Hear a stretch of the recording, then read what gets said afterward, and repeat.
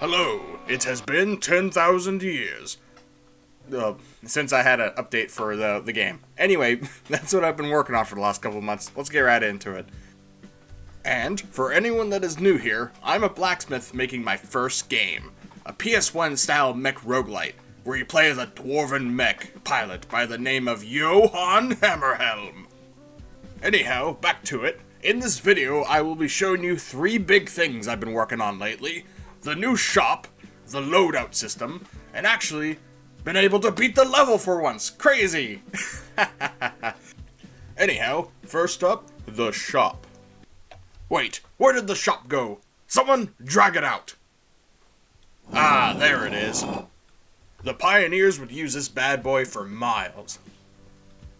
Now, whenever you walk up to the terminal, you can go in and do a bunch of different commands for a bunch of different things that you need, such as, like, equipping your weapons, checking out, like, different mini-games that I have on here. It is a lot more of a handy tool than I was expecting to have in the game. Before, I would just have the chests, or the items and all that sort of stuff on the map itself, and they're still there, but this gives me a great excuse to have just random unlocks for random things in games, because I like that sort of stuff. I like it whenever players get to go around and find really cool stuff.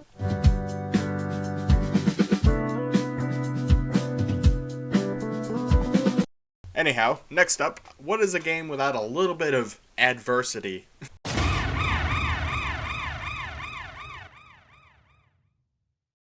The player can now actually beat the level. Before, it was basically just kind of like a glorified test area where I'd go around and, like, I don't know, shoot at, like, cylinders.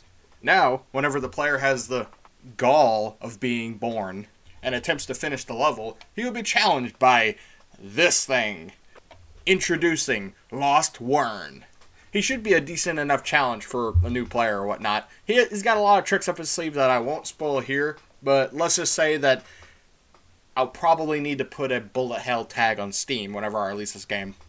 To wrap up this video, I have a little bit of a confession to make. Come in close, a little bit closer now. I've been lying to you guys. Let's take this camera right here and what is that? That ain't no mecha. That's just a man inside of an outhouse.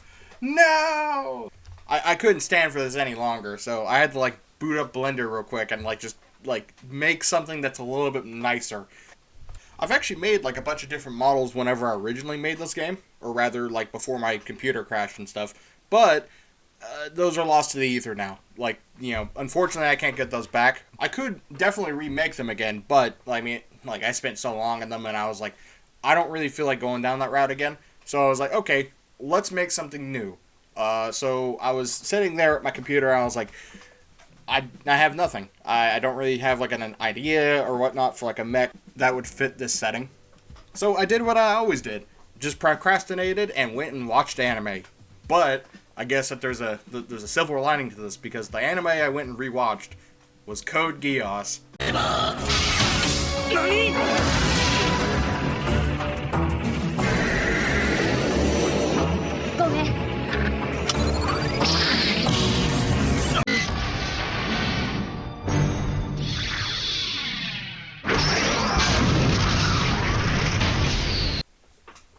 I forgot how good this anime was. So after watching that, I was able to just, like, hammer out a design within, like, about 2 hours. I am now happy to introduce the MS Mark I Meteor.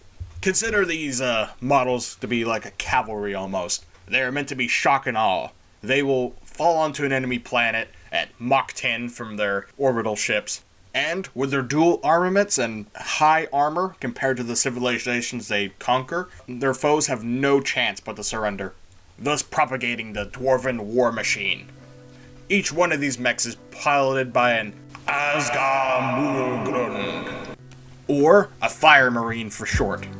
You can think of them as the top 1% of the Thragmar military. These are essentially noble-bloods, aristocrats, politicians in the making, all that sort of stuff. And in the middle of all that is a little forklift driver named Johann Hammerhelm. Thank you all for watching. This has been Kern Fellhammer. Y'all have a good day.